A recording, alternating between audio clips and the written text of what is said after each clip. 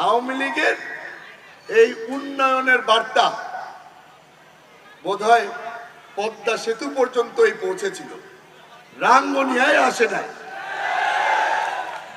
আজকে আমার মুরব্বী যারা বসে আছেন তারা সকলেই চেয়ার দখল করে আরামে বসতে পেরেছে, কারণ গত 2 সপ্তাহ ধরে যেই ভাঙা রাস্তা দিয়ে আমরা হাঁটাহাঁটি করেছি, গাড়িতে চড়েছি, আমাদের মাজা সবার ব্যথা করছে। ভাঙিয়ে অনেক ধরনের অপকর্ম চলেছে।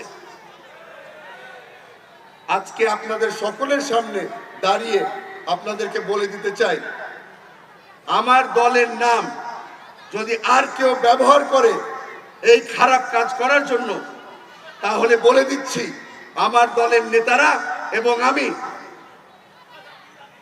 এত শক্ত ব্যবস্থা নিব, আপনাদের আর দল করার সুযোগ থাকবে না। দলের একজন সদস্য, আমি জিয়ার সৈনিক, আমি তারেক রহমান সাহেবের সৈনিক।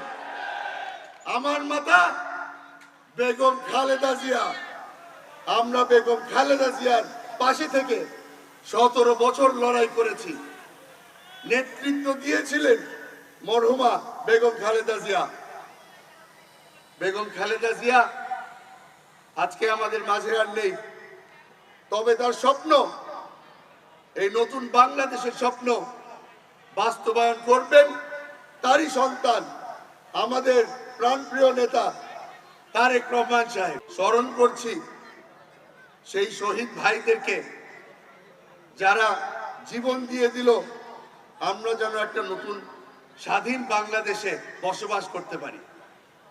এমন এক বাংলাদেশ যেখানে মাথা উঁচু করে এর জন্য আমরা লড়াই করেছি।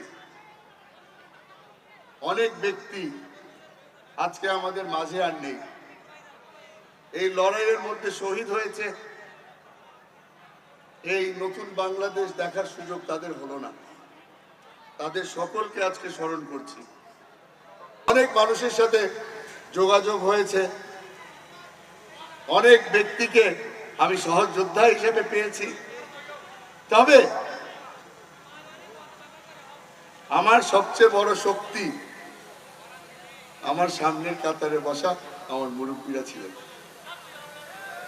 তাদের পরামর্শ নিয়ে আমরা এই আন্দোলন সফল করেছি।